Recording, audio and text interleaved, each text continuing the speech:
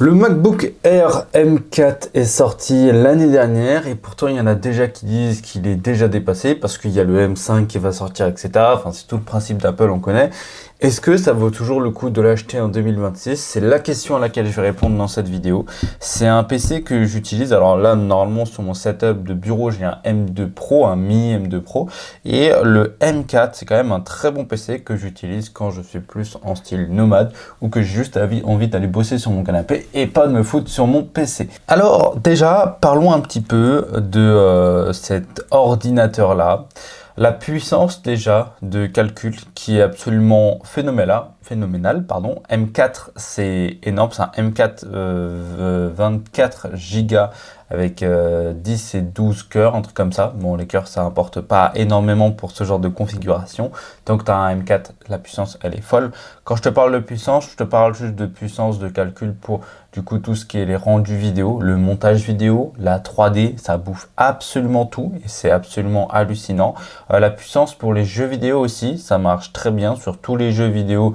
Tu peux lancer des gros jeux. Alors, je sais que Battlefield 5 par exemple n'est pas sur la Mac, mais les gros jeux de ce style-là, tu peux les lancer dessus sans problème. Un truc qui m'a vraiment moi marqué, c'est la durée de la batterie et ils s'en vantent d'ailleurs maintenant Apple, c'est ce qui est plutôt marrant. Tu peux faire durer ton PC en montage plus de 10 heures sans problème. En montage pur et dur, la grosse consommation d'énergie, il n'y a pas de problème. C'est un ordinateur qui est complètement silencieux, c'est-à-dire que tu peux lui envoyer tout ce que tu veux dans la gueule en termes de processeur, etc.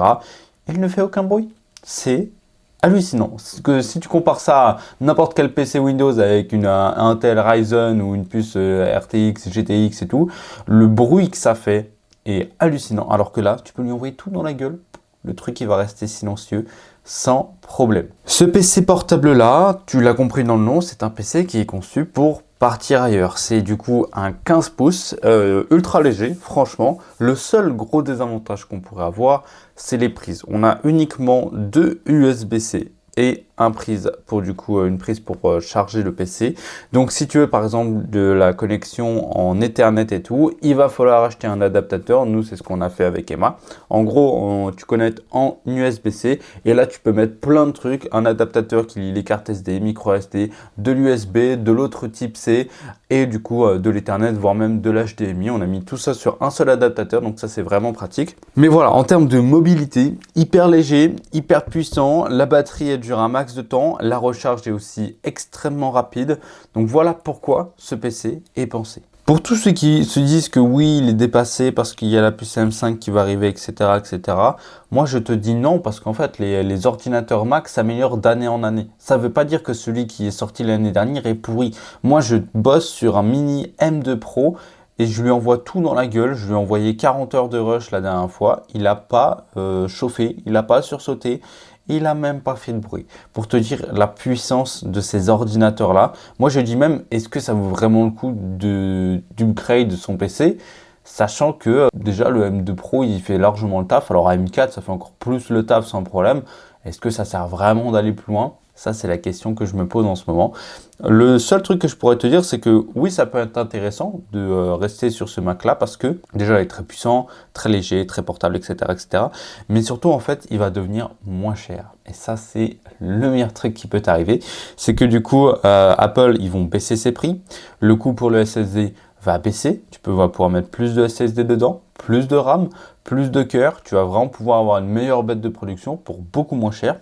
Les ordi comme ça, entrée de gamme M4 avec le minimum, on va dire, je crois que tu en as pour 1400 €, un truc comme ça. Tu vas me dire, ouais, c'est cher pour un PC et tout, mais tu lui envoies tout dans la gueule, le mec, il va pas broncher du tout. Donc, en soi, c'est pas cher du tout. 1400, 1600 balles pour un PC qui buggera jamais, qui aura jamais de problème et tout. Bah franchement, moi je parie là-dessus. Moi en tout cas, le prochain que je vais m'acheter, c'est un MacBook Air. Peut-être que ce sera le M5 ou le M6 à ce moment-là, mais pour l'instant je suis sur mon M2 Pro et ça me suffit largement. Mais ce Mac-là, il est vraiment fait pour les personnes qui ont besoin de travailler ailleurs que sur un écran, que sur un poste fixe. Pour tous les freelances, les digital nomades, les personnes qui ont envie bien voilà, de se balader, voire même de bosser sur leur canapé, sur une table, peu importe le truc, moi je trouve que c'est vraiment fait pour eux.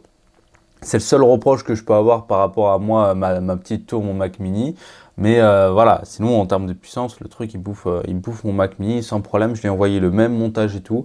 Le M4 là, il a tout bouffé sans problème. Même si voilà, t'as pas énormément de SSD, c'est le seul gros désavantage qu'on pourrait avoir. Donc pour ça, il faut prévoir des disques durs externes et du SSD en externe. Sinon, bah, ça monte assez vite dans les prix. Enfin voilà pour cette vidéo. Oui, c'est toujours utile de l'acheter en 2026, 2027, etc., etc. Peu importe tes besoins, mais si tu veux des gros besoins, ça fait largement le truc, tu vois. Donc voilà, si tu es intéressé, tu as le lien vers Amazon directement dans la description. Moi, je te fais des gros bisous. Si tu as la moindre question, pose-la dans les commentaires.